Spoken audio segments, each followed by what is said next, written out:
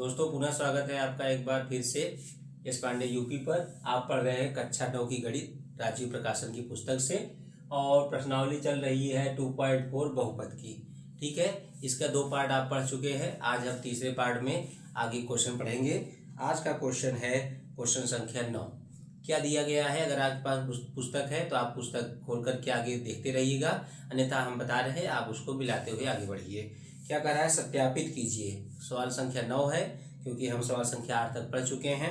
तो सत्यापित कीजिए, क्या जो सब संख्याएं आपको पढ़ाया गया है उसी को सत्यापित करने की बात हो रही है। आइए देखते हैं क्या सत्यापित करना है। कह रहा है सत्यापित कीजिए, सवाल संख्या 9 है। ठीक है, क्या कह रहा है? X cube plus Y cube जो होता है वह बराबर होता है एक्स प्लस वाई और x square minus x Y plus Y square के। हमको ये सत्यापित करना है। ठीक है ना। तो इसको जब सॉल्व करना शुरू किए तो क्या करेंगे? राइट हैंड साइड को लेकर के गुणा करेंगे और देखेंगे कि लेफ्ट हैंड साइड आता है कि नहीं। ठीक है, ये सर्वसंख्या है, सर्वसंख्या है ये। तो हम चलेंगे राइट हैंड साइड, मान ले दाया पक्ष को लेंगे और सामान्य गुणा करेंगे। जो सामान्य तरीका होता है उस तरीके से गुणा करेंगे, क्योंकि सर्वसंख्याओं का प्रयोग करने से क्या होता है? गुणा करना आसान हो जाता है। बिना गुणा किए ही जो है हमें मान प्राप्त हो जाता है। तो आइए देखते हैं, सिद्ध करते हैं। एक्स का पूरे ब्रैकेट में गुणा करेंगे इस तरह से, और फिर उसके बाद प्लस वाई का जो है दूसरे ब्रैकेट में गुणा करेंगे और देखेंगे कि बाएं पक्ष का मान आता है कि नहीं। देखो, एक्स का एक्स स्क्वायर किए तो घातें जुड़ती हैं। ठीक है, जब जो है बेस आधार समान होता है घात जुड़ जाती है गुणा करने पर। 2 और 1 3 हो गया, और यक्स और यक्स का गुणा हुआ तो यक्स पे 1 और 1 मिलकर 2 हो गया और वाई हो गया। और फिर यक्स और वाई स्क्वायर दोनों अलग अलग चर हैं, वेरिएबल अलग अलग हैं, इसलिए बस सीधे साथ में गुणा होने पर साथ में लिखे जा सकते हैं। फिर वाई का करेंगे तो यहाँ पर भी ऐसा है, एक्स स्क्वायर और वाई दोनों अलग अलग है तो दोनों साथ में बस लिखे जाएंगे। और जब वाई में एक्स में गुणा करोगे तो एक्स आएगा और वाई जो है वाई के पावर बढ़ जाएगी 1 और 1 पावर हो गई 2। और जब वाई स्क्वायर से गुणा करो वाई का तो 2 पावर 1 पावर मिल करके हो जाएगा 3 पावर। 7-8 में आप जो है घातांक पढ़े हैं। ठीक है, अब क्या करेंगे? देखो, एक्स स्क्वायर वाई है और एक्स स्क्वायर वाई है, ये आपस में घट गया। और यहाँ एक्स वाई स्क्वायर प्लस में है, यहाँ पर एक्स वाई स्क्वायर माइनस में है, ये भी आपस में घट गया। लास्ट में बचा क्या? एक्स पर घात 3 प्लस वाई पर घात 3, तो आ गया लेफ्ट हैंड साइड। अतः यह सत्यापित हुआ। इट प्रूव्ड कहते हैं ना, यह सत्यापित हुआ। आपने सत्यापित करके इसको बता दिया। ठीक है ना, हो गया। बस यही करना है। अब जब हम दूसरा सवाल पकड़ेंगे जिसमें दिया गया है माइनस के रूप में X cube minus Y cube, और फिर दिया गया है X minus Y X square plus X Y plus Y square. इसके लिए क्या करेंगे? इसमें भी हम राइट हैंड साइड को लेकर जाएंगे। पूरी प्रक्रिया बस यही रहेगी, बस चिन्ह यहाँ पर माइनस हो गया है। एक्स माइनस वाई लिखा, तरीका आप जान गए हैं, वही तरीका प्रयोग कर रहा हूं, बस चिन्ह जो है अलग रहेंगे, तरीका कोई नया नहीं है। तो एक्स का करेंगे X square plus X Y plus Y square में, और फिर माइनस वाई का करेंगे गुणा। बहुत ध्यान से देखिए, बहुत अच्छे से समझिए। ठीक है, और सपोर्ट करते रहिए। एक्स स्क्वायर का एक्स घात 3 हो जाएगा, प्लस यक्स और यक्स का एक्स स्क्वायर वाई हो जाएगा। फिर यक्स और वाई स्क्वायर है तो यक्स और वाई स्क्वायर लिखना होगा, माइनस वाई है और एक्स स्क्वायर है। ठीक है, तो क्या करेंगे? एक्स स्क्वायर वाई लिखेंगे plus minus minus X square Y. 9 X की पावर बढ़ रही है तो वाई का 1 मिल करके 2 हो गया, और माइनस यहाँ पर वाई घात 3 हो गई। यहाँ भी देखिए, एक्स स्क्वायर वाई माइनस में प्लस में 0 हो गया, और ये प्लस माइनस में है 0 हो गया। फिर क्या बच गया? X cube minus Y cube, तो ये भी आ गया राइट हैंड साइड।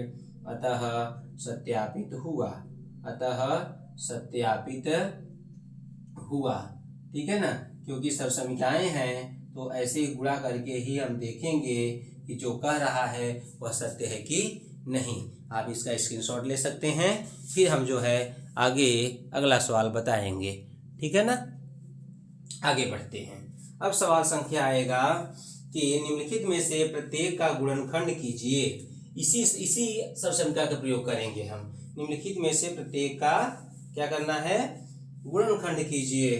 तो गुणनखंड करेंगे तो यहाँ पे आ गया सवाल संख्या 10, ठीक है। क्या लिख रहे हैं, पहले में ध्यान देखिएगा 27y³ प्लस 125 z³ कैसे बनाएंगे, इस रूप में पहले चेंज करेंगे। दोनों का क्यूब होना चाहिए, 3y पर क्यूब हो गया, 5 का क्यूब होता है 125, ये भी क्यूब हो गया। अब x³ और y³ जैसा ये हो गया, ठीक है। तो अब क्या करेंगे, इसको कर दीजिए, प्लस में है ना तो इस रूप में रहेगा। एक बार प्लस में करिए 3y प्लस 5z, और फिर अगले वाले में x का स्क्वायर माने पहले वाले का स्क्वायर करेंगे, डबल पद है इसलिए होल स्क्वायर कर दिया, माइनस पहला पद और फिर दूसरा पद। फिर क्या होना चाहिए, प्लस यहाँ पे दूसरे पद का स्क्वायर और ब्रैकेट बंद हो गया। फिर क्या करें, 3y प्लस 5z, और यहाँ पे आ जाएगा मझला ब्रैकेट हटा दीजिए क्योंकि स्क्वायर करने जा रहे हैं आप। 3 की स्क्वायर 9y², 5 × 15yz और प्लस 25z²। इस तरह से इसका मान आपको प्राप्त हो गया। इसी तरह से हम अगला सवाल भी लगाएंगे, ठीक है। अगला सवाल लगाएंगे, यहाँ पे देख लीजिए दूसरा सवाल इसका। अब जो है इस सर्वसंख्या का प्रयोग करते हुए लगाएंगे। यहाँ पर सर्वसंख्या दिया गया, यहाँ इसका हम प्रयोग करेंगे।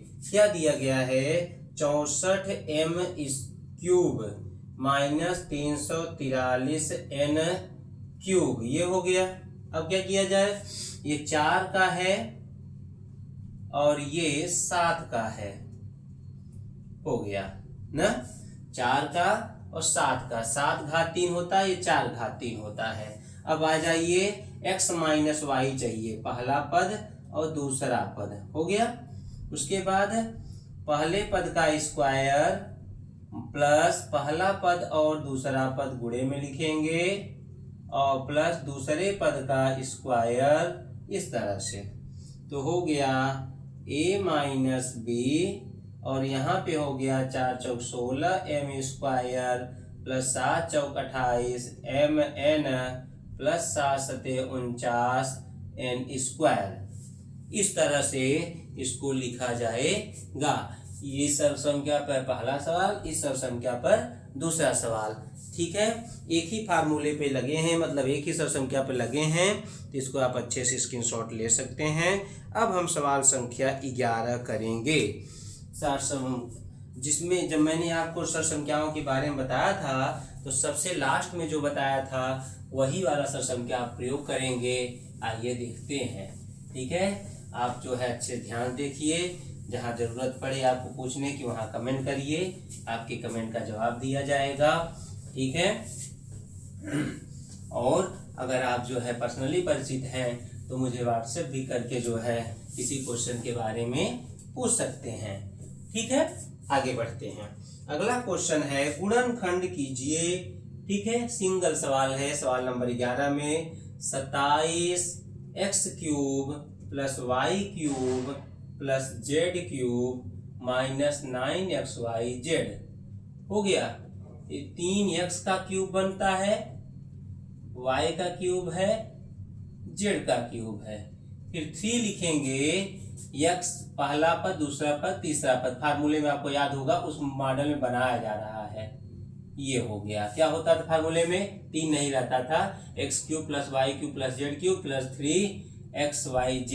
अब एक साथ 3 है तो यहाँ पर एक्स्ट्रा 3 लिखना पड़ेगा। इसका फॉर्मेट थोड़ा बड़ा होता था, आप वहां देख लीजिएगा उस लिस्ट से, पहले भाग के वीडियो में वहां दिया गया है। क्या होता है, a प्लस मानी x plus y plus z, पहला पद, दूसरा पद, तीसरा पद, जोड़ लिखा जाता है इसका। ये हो गया जोड़। अब क्या करना है, तीनों का स्क्वायर लिखना है, ठीक है। इन्हीं तीनों का स्क्वायर लिखना है। लिखा जाए, क्या हो जाएगा, पहले पद का स्क्वायर, दूसरे पद का स्क्वायर, तीसरे पद का स्क्वायर, फिर माइनस पहला दूसरा, पहला और दूसरा प्लस दूसरा, तीसरा प्लस तीसरा और पहला, हो गया। ठीक है। अच्छा, लेकिन यहाँ सब रहते हैं माइनस में। क्या रहते हैं? ये पद सभी माइनस में रहते हैं। और ये हो गया कंप्लीट। फार्मूला याद रखना, फार्मूला याद रखेगा तभी आप जो है सफल हो पाओगे इसको सॉल्व करने में। सरल है फार्मूला, एक बार दिमाग बैठाने की जरूरत है। ठीक है। अगर 3 हटा दें यहाँ से तो आपका फार्मूला आपको यहीं दिखने लगेगा। अब आ गया 3 त्रिक 9 X square plus Y square plus Z square minus 3xy plus minus Y Z minus 3zx complete हो गया। बस यही इसका उत्तर है। एक बार फार्मूला ढंग से आप याद कर लीजिएगा। ठीक। अब आइए, पुनः कह रहा है सत्यापित कीजिए। इसी का थोड़ा बड़ा सवाल है लेकिन बहुत अच्छा सवाल है, आप हल करेंगे, कर लेंगे इसको। फिर देखो, X cube plus Y cube plus Z cube minus 3xyz, इसका ओरिजिनल फार्मूला न रख करके दूसरे रूप में दिया गया। कह रहा है आप बताइए कि सही है कि नहीं। तो ठीक है, आइए चलते हैं, लिख लेते हैं, तब हम इसको हल करेंगे। जेड है ये, फिर क्या है यहाँ पे? यहाँ है x minus Y whole square, फिर है plus Y minus Z whole square, plus है Z minus X whole square. ये हो गया। चलो राइट हैंड साइड को हल करके इस टाइप में हम लाएंगे तो कह देंगे कि हाँ इतना होता है। तो राइट हैंड से हल करते समय राइट हैंड साइड को लिखा, जो बड़ा पद होता है उसी को हल करके छोटा लाया जाता है। कॉपी करेंगे पहले तो x minus Y whole square plus Y minus Z whole square plus Z minus X whole square. ये हो गया। तो क्या किया जाए? अब इसका होल स्क्वायर तोड़ दिया जाए, इसका होल स्क्वायर तोड़ दिया जाए। आइए तोड़ते हैं। क्या हो जाएगा? X square plus Y square minus 2xy। यहाँ का क्या हो जाएगा? यहाँ का Y square plus Z square minus 2yz। यहाँ क्या हो जाएगा? Z square plus X square minus 2zx। हो गया। ठीक है। अब क्या किया जाएगा? अब उसमें जो समान पद हैं उसको जोड़ लिया जाए। जो मैं कह रहा हूं बस उसको सुनिए और यहाँ जो लिखा जा रहा है बस उसको ध्यान दीजिए। ठीक है। तो क्या हो गया? एक्स स्क्वायर कितनी बार? 2 बार। वाई स्क्वायर कितनी बार? 2 बार। ठीक है। जेड स्क्वायर कितनी बार? 2 बार दिखेगा। और फिर यहाँ पे अब आ गया माइनस 2xy माइनस 2yz फिर माइनस 2zx, मतलब सभी 2 बार हैं। लेकिन फार्मूले में तो सब एक बार दिखते हैं। ठीक है ना। तो 2 सब में हद निकाल लीजिए बाहर। तो यहाँ तो ऑलरेडी 1/2 था, तो यहाँ आ गया x plus Y plus Z, और यहाँ हो गया x square plus Y square plus Z square minus x Y minus Y Z minus Z X. 2 cancel हो गया और ओरिजिनल फार्मूला आपको मिल गया। जो भी मिला है यही जो है फॉर्मेट जो है इसका होता है x cube plus Y cube plus Z cube minus 3xyz का यही वास्तविक फार्मूला है। लेफ्ट हैंड साइड आपको प्राप्त हो गया। इट प्रूव्ड लिख सकते हो इंग्लिश में, या लिख सकते हो कि यह सत्यापित हुआ हिंदी में। ठीक है। इसको अच्छे से देखिए, स्क्रीनशॉट ले लीजिए। ठीक है। अब हम सवाल संख्या 13 को हल करेंगे। 13 नंबर सवाल। सूत्र यही जब हम बताते हैं आपको, यही फार्मूला जब बताते हैं उसमें कंडीशन आती है। कहते हैं जब यह 0 रहता है X plus Y plus Z तो पूरा मान 0 हो जाएगा, तब जो है इसका मान पूरा 0 हो जाएगा और ये 3xyz दूसरी तरफ चला जाएगा। उस टाइप का सवाल है। अब हम आपको उसको बताएंगे। ठीक है, उसको बताएंगे आपको। अब ज़्यादातर सवाल इसी फार्मूले पे चलेगा। आप बार बार देख करके अपनी आदत डाल लीजिए कि ऐसे सवाल कैसे हल होते हैं। ठीक है। ये हो गया। आइए देखते हैं क्या दिया गया है सवाल संख्या 13 में।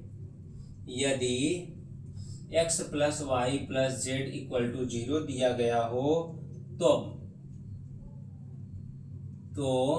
क्या सिद्ध करना है, दिया गया हो तो सिद्ध करना है कि X cube plus Y cube plus Z cube जो है बराबर 3xyz होता है ना, ये सिद्ध करना है।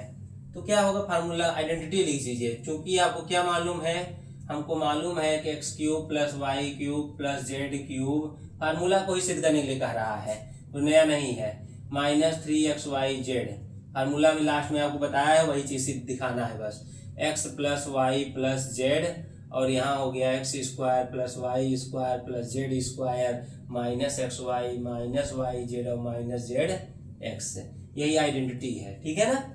अब क्या किया जाए, इसमें क्या किया जाएगा, यह जीरो है तो जीरो रख दीजिए, इसका जीरो हो गया गुणे में, और x square plus Y square plus Z square minus x Y minus Y Z minus Z x हो गया।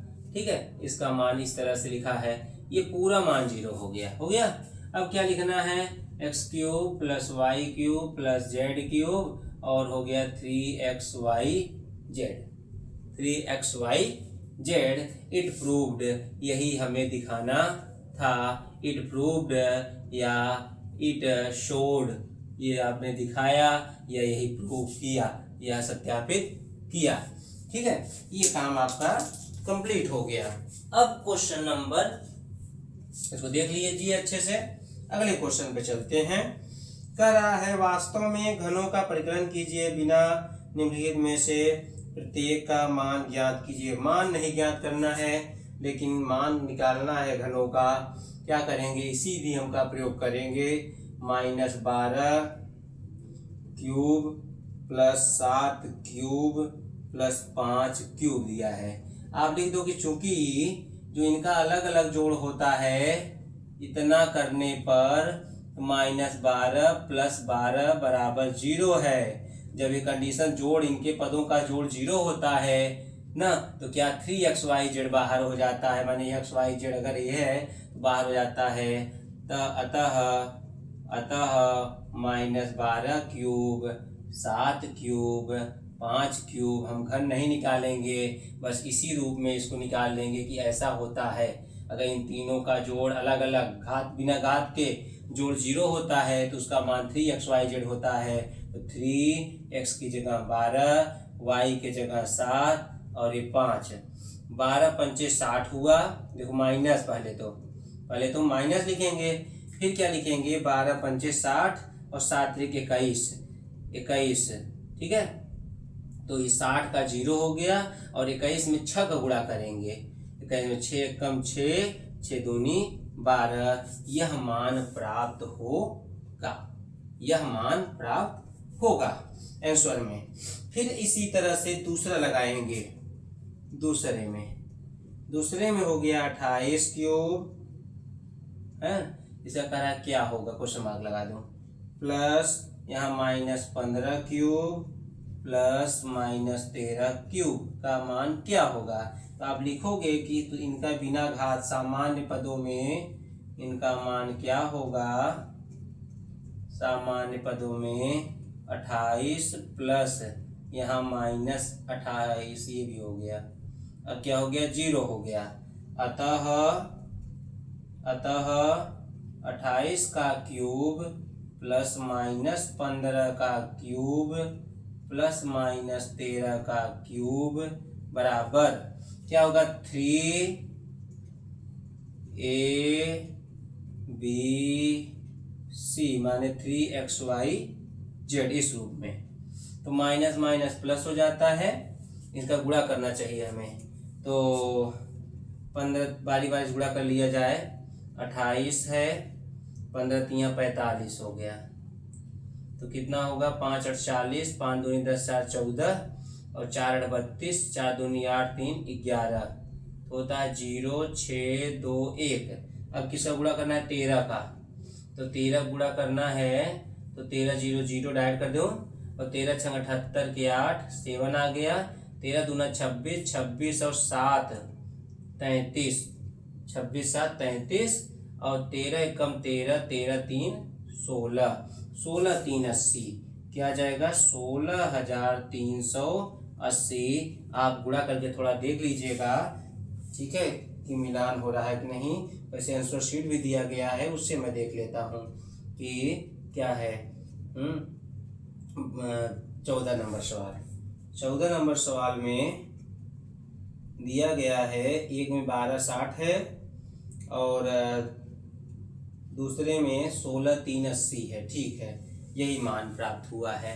तो आप इसका हल देख लीजिए, कैलकुलेशन आप सामने हुआ है। ठीक है, और बार बार इसको देखकर जब तक न समझ में आए तब तक इसको बार बार रिपीट करते रहिए, जो है कॉपी में लिख लीजिएगा। अब आता है सवाल संख्या 15। क्या दिया गया है, नीचे दिए गए आयतों, आयत में कई आयत होंगे, जिनमें उनके क्षेत्रफल दिए गए हैं में से प्रत्येक की लंबाई चौड़ाई के लिए संभव व्यंजक दीजिए। लंबाई क्या क्या हो सकती है और चौड़ाई क्या क्या हो सकती है। तो जो दिया गया लंबाई है वह ले लीजिए, क्षेत्रफल दिया गया, लंबाई चौड़ाई अलग अलग हम कर लेंगे। आइए देखते हैं। ठीक है, तो देखिए गुणनफल वही आना चाहिए, लंबाई और चौड़ाई कुछ भी अदलती बदलती रहे, उससे हमको कोई दिक्कत नहीं होता है। बस गुणनफल जो है एक ही रहना चाहिए, उसमें परिवर्तन नहीं होना चाहिए। आइए देखते हैं। पहले जान लो कि आयत का क्षेत्रफल, पहले वाले में आयत का क्षेत्रफल दिया गया है, कितना दिया गया है, पहले में 25a square minus 35a plus 12। वैसे क्या होता है, लंबाई गुणे चौड़ाई होता है सूत्र में। इसका खंड कर दीजिए, 25 है 12 है, 25 माने 5 गुणे 5, 12 माने 2 दूनी 4 तिहाई 12, जोड़ करके 35 लाना है। तो सेटिंग करिए किस पे ज्यादा सही है, 5 दूनी 10, 5 दूनी 10 तिहाई 30, ज्यादा हो गया, 5 दूनी 10 तिहाई 30 तो ज्यादा हो जाएगा। तो क्या करें, 5 तिहाई 15 कर लिया जाए और 2 दूनी 4 पंचे 20 कर दिया जाए। 20 और 15 भी 35 होता है। तो 35 को दो भागों में तोड़िए, 25a स्क्वायर एक 20 कर दीजिए, एक 15 कर दीजिए। मध्य भाग में विभाजित करना, कक्षा 7 8 में आप पढ़े हैं इसको और फिर यहाँ पढ़ रहे हैं। तो 20 और 15 हो गया, मिल करके 35 होता है। कैसे निकला है, इसका गुणनखंड करते हैं, इसका गुणनखंड करते हैं, फिर इसमें सेटिंग करके दो पार्टी बनाते हैं, जिसको जोड़ने पर 35 ही आए। ठीक है, तो हो गया यहाँ पर 12। अब क्या करेंगे, 25a square minus 20a minus 15a, ठीक, और प्लस 12 हो गया। अब इसमें कॉमन लेंगे, 25 और 20 में से 5 आ गया, 5 पच्चम 25 और 5 चौक, और 15 और 12 में 3 पचे 15 और माइनस से कॉमन लोगे तो यहाँ भी चिन्ह बदल जाता है, 3 चौक 12। अब 5a माइनस 4 ले लिया और यहाँ हो गया 5a माइनस 3। देखो ये ज्यादा मान है, 5a में 3 घटा रहे तो बड़ा आएगा और 5a में से 4 घटाओगे तो कम आएगा। अतः लंबाई बराबर 5a माइनस 3 व चौड़ाई बराबर 5a माइनस 4। ये देखो, कम घटाओगे ज्यादा आएगा, ज्यादा घटाओगे तो कम आएगा। लंबाई ज्यादा दिखानी है, अतः लंबाई चौड़ाई इतना होगा, इतना होगा, ऐसे लिख दोगे। ठीक, अब आइए दूसरे वाले में। दूसरे में क्षेत्रफल क्या कर रहा है उसको देखकर गुणनखंड करेंगे। आयत का क्षेत्रफल कितना दिया है, अब दिया गया है 35y square plus 13y minus 12। 35 का होता है 5 गुणे 7 और 12 का होता है 2 दूनी 4 तिहाई 12, जो घटा के लाना है 13। करिए, अगर हम करें 7 रे कई 2 4 पंचे 20 तो नहीं आएगा, चलो बदल देते हैं। 5 तिहाई 15 कर दिया और 2 दूनी 4, 7 चौक 28 कर दिया। 28 में से अब 15 घटाएंगे तो 13 आ जाएगा। तो 35y स्क्वायर प्लस, यहाँ पे कितना लिखा जाए, 28 माइनस 15। सेटिंग करना पड़ता है, बस थोड़ा सा दिमाग लगाना पड़ता है, इतने में बस गुणनखंड करे रहते हैं। सेट ऐसा तैयार करते हैं कि जिससे कि 13 जितना लाना है वो आ जाए। इसमें जोड़ के लाना था, इसमें घटा के लाना है। कैसे मालूम पड़ता है, ये अंतिम वाली संख्या जो है उसके सामने जो चिन्ह रहता है वही क्रिया की जाती है। तो y हो गया -12 हो गया। गुणनखंड करने के लिए ब्रैकेट खोलना पड़ता है। 28y - 15y - 12। अब देखो इसमें क्या कॉमन है, 7y कॉमन है। 7 पचे 35 और 7 चौक 28। यहाँ दोनों जगह माइनस है तो माइनस कॉमन ले लीजिए, और 15 और 12 में 3 कॉमन ले लीजिए। क्या 3 कॉमन ले लीजिए, तो 3 पचे 15 और 3 चौक 12। अब क्या किया जाए, 5y + 4 ले लीजिए, और यहाँ हो गया 7y - 3। ठीक है, तो ये बड़ा आएगा, ये छोटा आएगा, क्योंकि ये 7y में से कम हो रहा है, 5y थोड़ा ज़्यादा हो रहा है। तो कोई भी, अतः L बराबर 7y - 3 व B बराबर 5y + 4 हो सकता है, ठीक है। आगे पीछे भी कर सकते हो, लेकिन मुख्यतः यही जो है दिया जा सकता है। जो ज़्यादा है उसको लंबाई, जो कम है उसको चौड़ाई।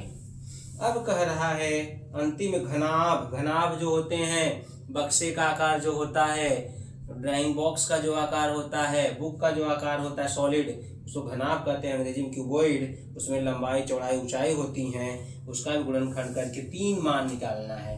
इसमें 2 भाग में बटे, उसमें 3 भाग में बटेंगे, तो तीनों में से एक लंबाई होगी, एक चौड़ाई होगी और एक ऊंचाई होगी। स्क्रीनशॉट ले लीजिए, फिर आगे हम करें। ठीक, अगला क्वेश्चन हम इसमें सॉल्व करेंगे। आइए देखते हैं।